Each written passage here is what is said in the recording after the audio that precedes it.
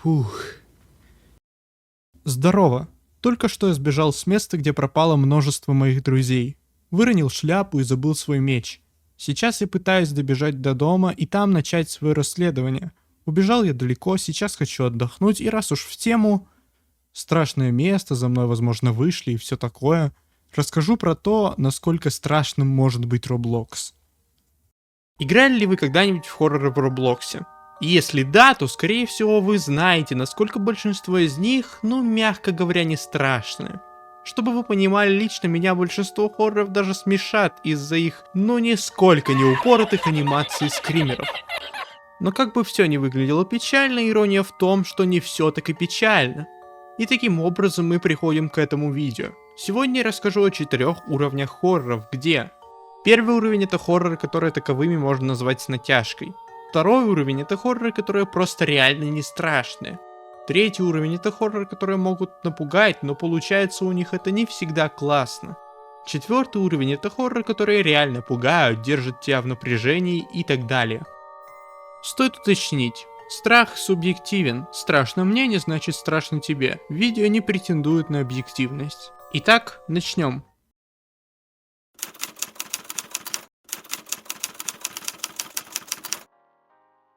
Если вы не знали, Murder Mystery реально считают хоррором. Если так подумать, то с натяжкой его можно так назвать.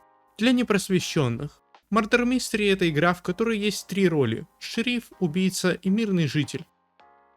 Шериф должен убить убийцу, убийца просто должен убить всех, а мирный житель должен просто выжить или подобрать пистолет в случае, если шериф умрет, и застрелить убийцу. В принципе, из-за наличия убийцы и шерифа в контексте убийств можно подумать, что это хоррор. Но нет, никакой жуткой атмосферы, никаких скримеров, ничего, что даже пыталось бы тебя напугать. Ничего хоррорного.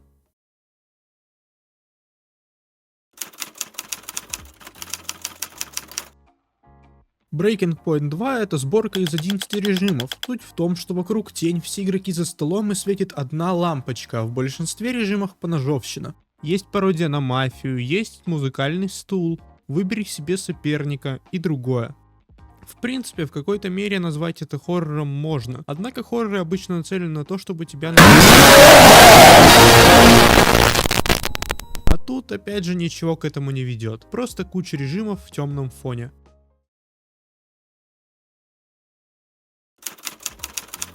InGame — это игра в кальмара в Роблоксе, которая является хоррором, в то время как оригинальный сериал, представляете, хоррором не является. Многие знают, что такое игра в кальмара, так что объяснять не буду. Если коротко, то режим хоррором и не пахнет. Есть игры, есть смерти, но нет того, что хотя бы пыталось напугать. И теперь вопрос: неужели для того, чтобы называть игру хоррором, достаточно контекста убийств?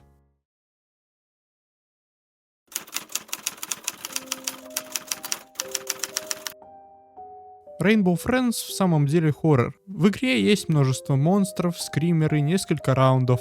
Однако, а что в ней может напугать? Атмосфера и декор? Вряд ли, все радужное, веселое. История? Она чересчур банальна. Скримеры? Радужные челы не такие жуткие, чтобы бояться от них выкидов. Хоррор абсолютно не страшен.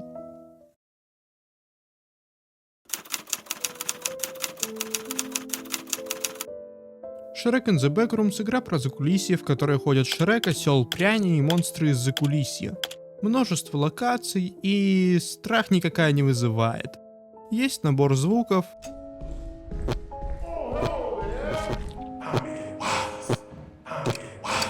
Но они скорее раздражают. Шрек в Т-позе напугать не может, а скримеры — это просто PNG-картинка на весь экран. Не страшно.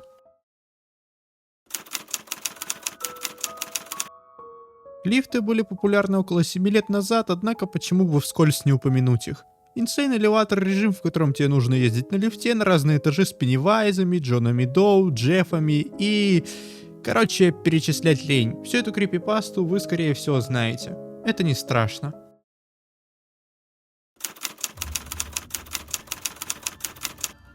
The Mimic Куча скримеров, атмосфера, один из самых качественных хорроров и бла-бла-бла. Но в куче скримеров и заключается его основная проблема. Дело в том, что в Мимике можно выделить два способа получения скримера.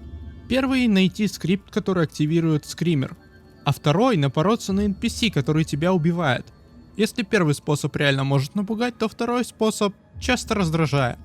Представьте, заходите в лабиринт, на вас выскакивает какая-то чувырла. Даже если вы напугались 1-2 раза, а напугаться вы можете не часто, то дальше страшно вообще не будет. Если вы не пройдете, вам надоест постоянно получать скримеры, поэтому часто говорят, что в хоррор составляющей Мимик не выделяется.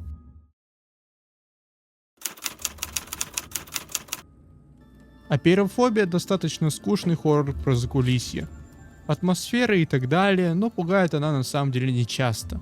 Игра состоит из 24 уровней. Первый уровень — это классические желтые стены, а дальше другие уровни закулисья.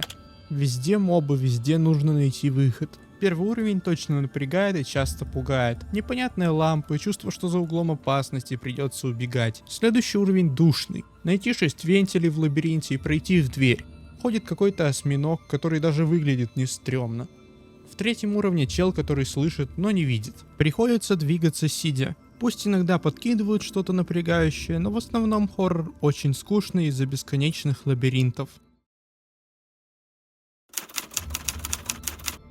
За осилием атмосферный хоррор про психушку с простеньким сюжетом, но пугает тут посредственно и редко. Ты ждешь скримеров и тебе их дают, но часто так банально. Например, заходишь в вентиляцию и ни за что не угадаете, что происходит. Монстр бежит тебе навстречу. Еще пример. Последний этап хоррора — мигающий лабиринт. И самое тупое, что можно было сделать — заставить NPC каждый раз пробегать пролет прямо перед тобой. А то, что монстр, если пытаться его рассмотреть, выглядит максимально убого, играет в этом немаловажную роль. Однако страшных моментов игра не лишена.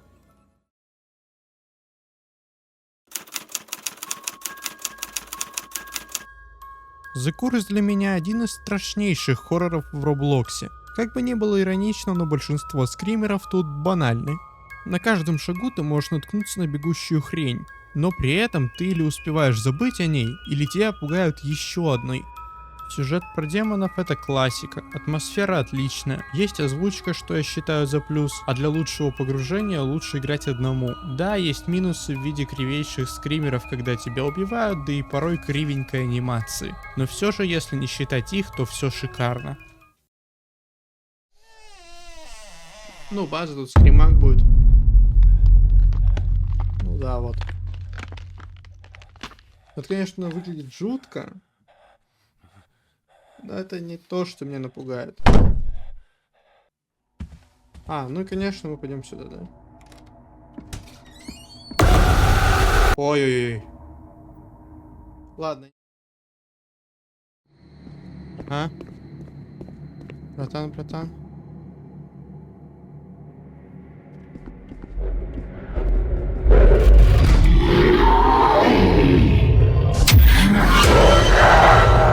О! Не, знаете, о, если я, конечно, сказал, что это не страшно, но это сейчас было, это было крипово. Я не знаю, он пропал так тупо, но при этом я такой дёру дал максимально, потому.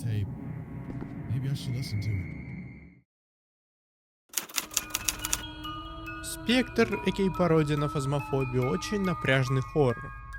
Цель игры в том, что вы на одной из карт должны выяснить, что за призрак там появился. Для этого вам дается ряд предметов.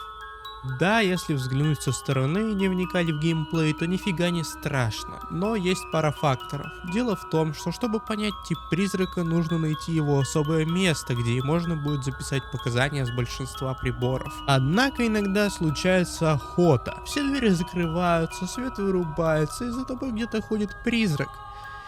И это напрягает. Ты идешь и боишься, как бы охота не началась, пока ты ищешь комнату. Предметы летают, стаканы бьются. Вполне страшно.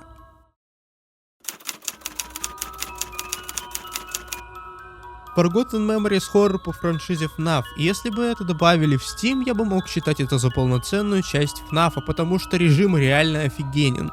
По сюжету Амбер, Джей, Тодд и Трэвис работают в пиццерию. В игре будут нападать аниматроники, новая ночь, новый аниматроник. У каждого аниматроника есть свои маршруты. Скримеры отличные, их много. Тут даже случайный манекен пытается тебя пугать. Также у аниматроников есть слабости. Например, Чика не шевелится, если смотреть на нее. Вернулась многозадачность. Нужно следить за генераторами, подачей кислорода и марионеткой. На контрасте с офигенным качеством, с которым это сделано, я не сомневаюсь, что это лучший хоррор Роблокса. Фокси! Иди лесом!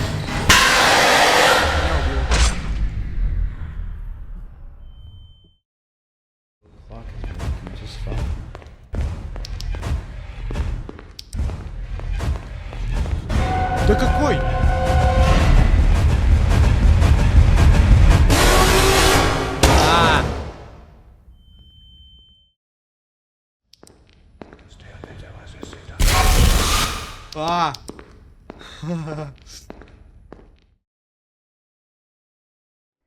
Как итог, Roblox все-таки может быть реально страшным.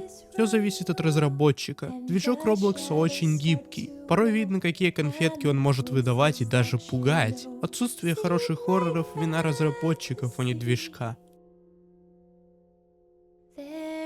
Так, ладно, хоть немного отдохнул. Пока меня не нашли, нужно все-таки свалить. Давайте без интрижной концовки на этот раз. Я пошел, покеда. Don't forget, I'm with you in